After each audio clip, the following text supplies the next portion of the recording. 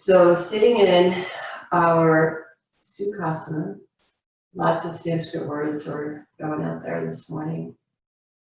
And just take a pause and notice your breath. Just notice how your energy feels this morning.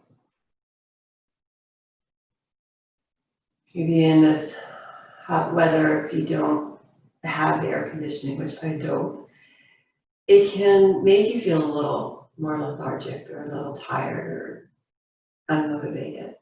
And just notice that, not judging, just notice.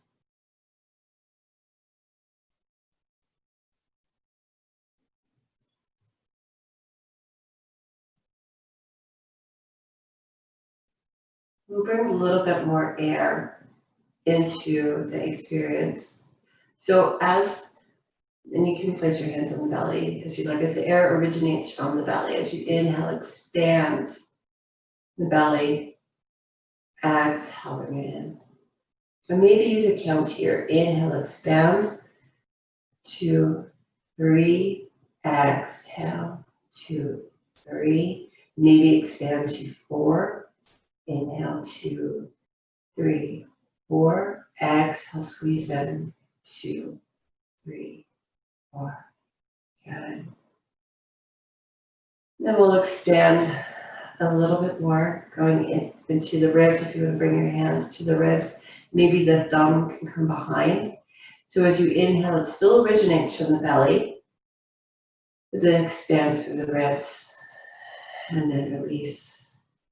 Inhale, 2, 3, 4. Exhale, 2, 3, 4. A little extra squeeze in the belly.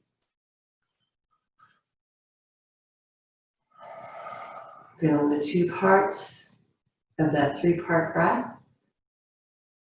We'll mindfully place our hands right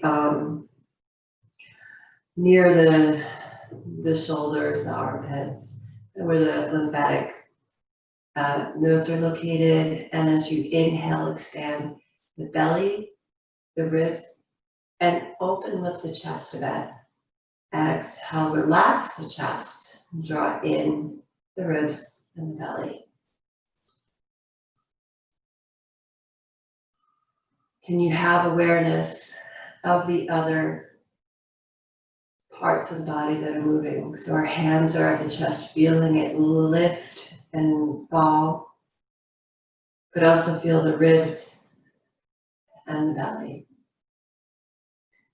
3-part breath. It seems we have a theme of 3. 3 is a very powerful number in the Christian religion, in the Hinduism, with the Brahma, the Vishnu, and Shiva, symbolizing the beginning, the middle, and the end. Another breath like that. You can release your hands, but keep awareness of the breath and just tracking and observing and watching. And I want to go into some circular movement, so kind of getting out of it a little bit. So just dropping the chin to the chest. And gently bring your ear to the shoulder. Mindfully using your neck to lift your head up and then drop your right ear to the shoulder. Just feel that there. Let the weight of your head offer that stretch through the left side, and then drop your chin to the chest. Feel the stretch in the back of the neck. And we'll do that one more time. Dropping your left ear to the shoulder, sorry. Just feel the weight of your head and offer the stretch on the right side of the neck. And then using those muscles to lift the head back up. And then drop the right ear to the shoulder. Just taking a breath here, feel, notice. And then drop the chin to the chest. And then very mindfully bring the head back up to center. We'll just do some circles into the left shoulder. So bring it forward and up. Exhale it back and down. Just feeling the movement. Maybe it gets a little bigger. Maybe the elbow gets into it. We're just warming it up. So circular movement.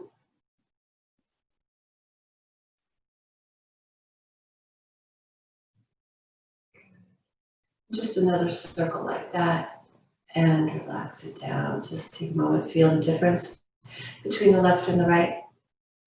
And then we'll bring that right shoulder forward and up, bring it back and down.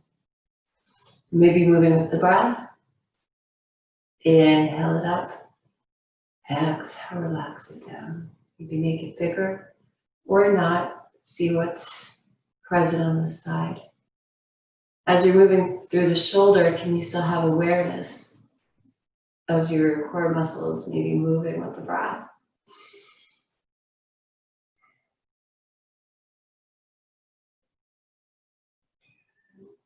And just one more circle like that. And relax it down. Good. It's really important to be gentle with our neck and the shoulders. I always think of the saying, I have the weight of the world on my shoulders. So if you're feeling a lot of stress, let gentle movement release that stress because it will build up in our physical tissue. So just allow that. And if you have issue, maybe there's some stress, some obligations that you feel you need to be responsible for, maybe letting some things go or maybe delegate some things to other people. Okay, so we get warmed up the shoulders. We'll just bring the arms out and do the, I have the palms facing away and bring your fingertips towards you so you're getting a nice stretch through the wrist. Then we'll roll out the wrist. So we have our arms out to give some toning, roll the wrist in the other direction.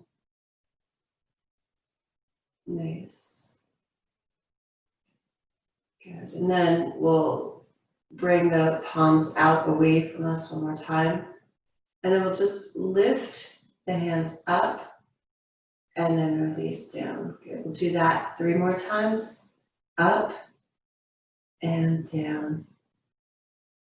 Up and down. Last one. And release. Good. And then bring the fingertips forward and then we'll reach back. Back and then back to the starting point. So we're not going forward, just back. 2 more times.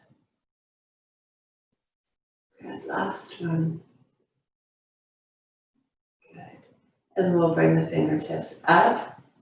Good. So we're pressing away, but see if you can bring the fingertips towards you so you're getting stretched through the fingers. And then we're just going to bring it down a little bit and then lift up. Down and up. 2 more like that.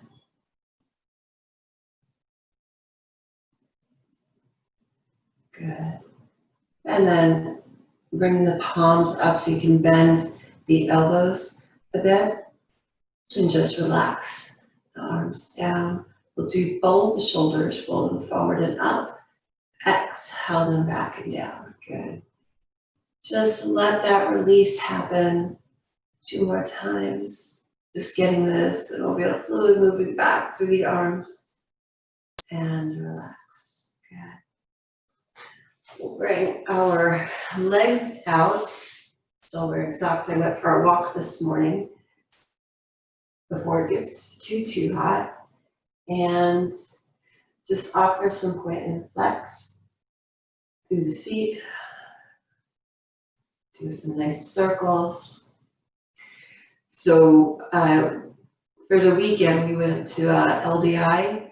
Our friends own a house there about a half a block from the beach. Really beautiful. It was a gorgeous treat for me and my family. But I did a lot of walking and the terrain in the sand dunes. the water level, it goes down, so there's like a steep uphill if you're just walking along the water. Because that's all we did, just like put our feet in and just walked along the shore, and it was lovely. But you know, going back up the hill and walking the sand, and it was a really good way of getting stronger. So mixing it up a bit. I went for a walk this morning in my neighborhood, which is pretty hilly, which is really nice, but it's very suburban. So I didn't, you know, have all of those challenges, just going up and down the hills. But it's nice to work out different things. Now I'm gonna go hiking, I think, this weekend, just to build things up differently, different kind of walking. So we'll bring our hands back behind us as we walk the feet in, and walk them nice and wide, and then just drop the knees side to side. I'm gonna do some TLC with the knees, because of course walking is really important, and we want to do so in a way that we have higher endurance, we can walk further, we're stronger, so we're less limited. And walking is an accessible way for us, but we want to make sure that we're nice and strong. I'll show actually some stretches that I do before I walk that you can definitely take with you. You can drop the knees to one side, look over the opposite, maybe feeling some stretches. And the outside of the thigh, come back to center, release the other side. And then we'll come back to center, and we'll come onto our back. So just make sure you don't plop yourself down. If you have the blanket, maybe move it to the side, or you can place it under your head. It's a little cushion. We'll just get to our breath once again. So our feet are flat, our knees are bent. This is the best position for the low back. So you don't want to extend the legs out until you've warmed everything up, and then it's more comfortable, more accessible. So this is easier for the low back. If you place your hands on the belly and find that Dirga breath, the 3-part breath, belly, ribs, and chest. Exhale, release chest, ribs, and belly. So doing this breath on our back might give us different awarenesses. So just noticing that.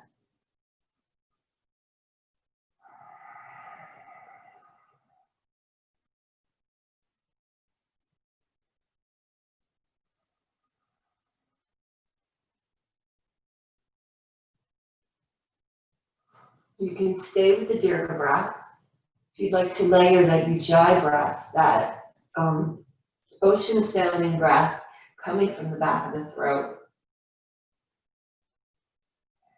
So that layers that sound. It also directs the air into the lungs in a different way, almost like a power wash. I always think of that.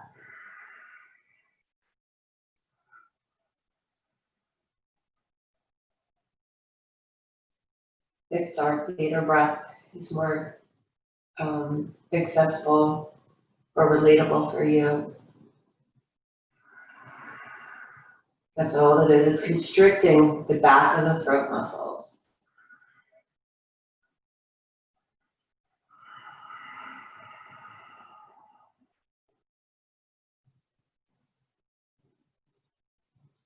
Good. Another breath like that.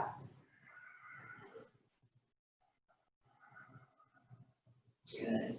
Well, very mindfully, just bring the knees one at a time up into the chest, so your thighs are resting on your belly, and you have your hands over your knees, or maybe they could be underneath the kneecap if you have any sensitivity. And we'll just do some rolling. Actually, bring the knees up closer to you, so you might feel a little stretch in the back. Then open the knees out, bring them away from you, and then bring them back in. So circling the knees in this way. little different. It's more, you could feel it in your body, more up and down than side to side. So we're just working different muscles. Good. And the next time they're out, bring them back in and then press them away and open. So just reversing those circles.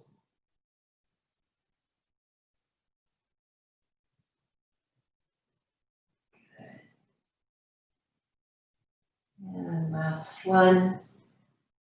And we'll bring the feet back down onto the mat. Bring the right knee into the chest, and we'll offer some circles through the ankle here. We're going to do this again at the end so you'll feel the difference. So just notice how it feels here. So this might be more waking it up. And later, after we do some standing poses, it will bring some soothing and relaxation to the joints. And then just release the hands back down onto your mat. We're just going to kick that foot up. I would say keep the foot flexed and then bring it down. So we're just bringing some movement into the knee. We're not overextending, it's just nice and gentle. Just opening up, just seeing what's there.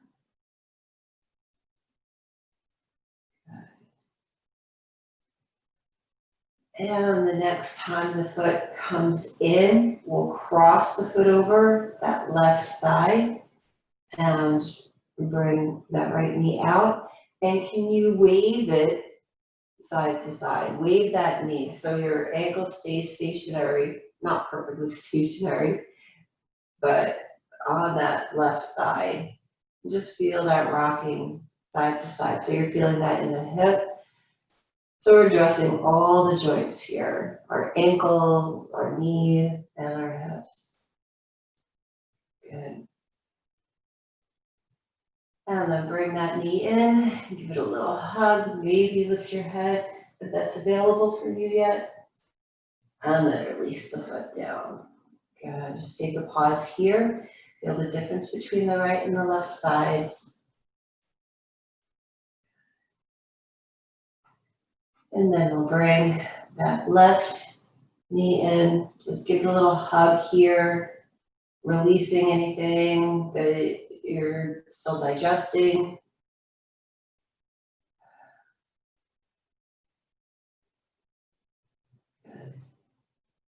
Oh, roll that ankle, almost forgot that one. Roll the ankle. If you want to wiggle the toes a bit, open them up a lot. And then go in the other direction. Wiggling the toes is really good. Even practice spreading them out so you have more dexterity there. My granddaughter was really impressed how wide I can make my toes when we were rinsing the feet off the beach. Good. And then relax your hands down onto the mat and keep your foot flexed as you kick that leg up any amount and then bring it back down. The knee might feel different on this side. So if there is any pain, if there is any tightness or sensation, then just use this as a gentle movement. Because gentle movement is always appropriate. It's just the range that you need to pay attention to. So don't go past what your body is allowing. So I have a little more sensitivity on this knee for some reason.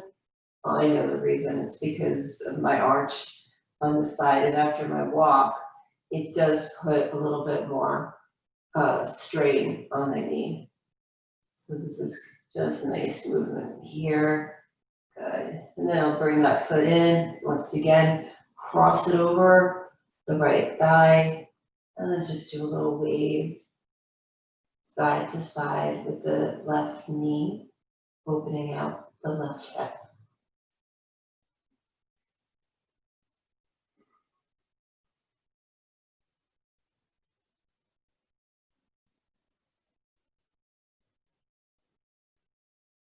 Good. And then we'll bring that knee in once again. Maybe lift the head as you draw the knee closer towards you. Get a nice stretch opening here. And then release. Good. So we addressed the upper body, the legs, the lower body. So now I just want to address the core that brings it all together, right? So maybe doing it this way, having appreciation or awareness of the upper body and the lower body, what's present in the joints there, then we can kind of build this bridge through our core to bring it all together. Another example of the number 3, the lower body, the upper body, and the core in the middle.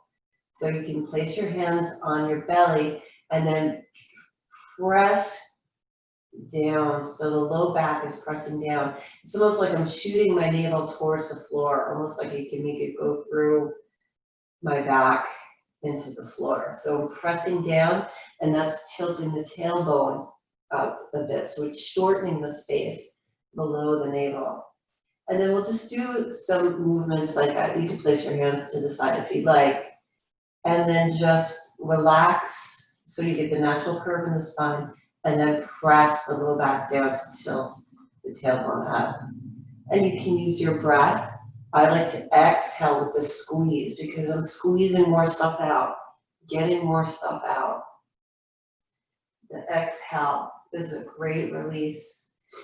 And we need it in our physical bodies. We need to let go of what no longer serves us. So we had stormy weather the end of last week, and it was down the shore as well. So the first day we were at the shore, the flag was red and nobody could go swimming in the water. You could just put your feet in the water. So I was at the edge of the water with my granddaughter, and she's like, "Why is it this color?" Because it was like a mossy greenish brown color. And I said, because of the storm, right? It kicks everything up, even below the ocean surface, and it changes the color. But that is to be released as the weather calms. It becomes clearer again. So if we're going through our little storm, it's an invitation to release what no longer serves us. And that has been a big lesson for all of this that we're going through. But we release it and let it go.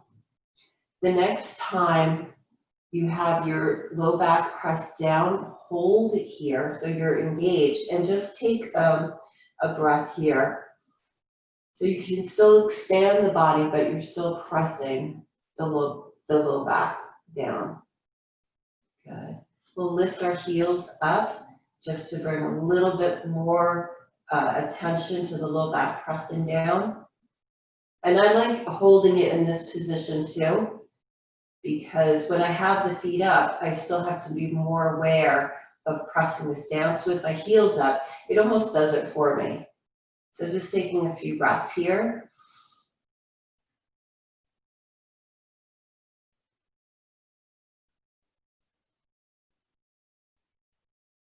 Good. And then you can bring the knees into the chest. Now we'll rock side to side, open it up a little bit. Good. As you're ready, we're going to make our way over to one side, resting our head on top of our arm, and just notice what's present here.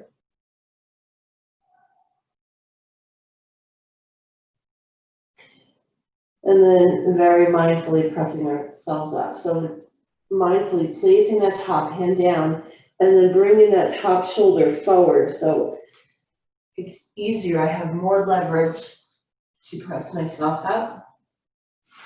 And then I can come back into my Sukhasana. Maybe feeling there's a little more space for my hips to open. And just notice what is present in this moment.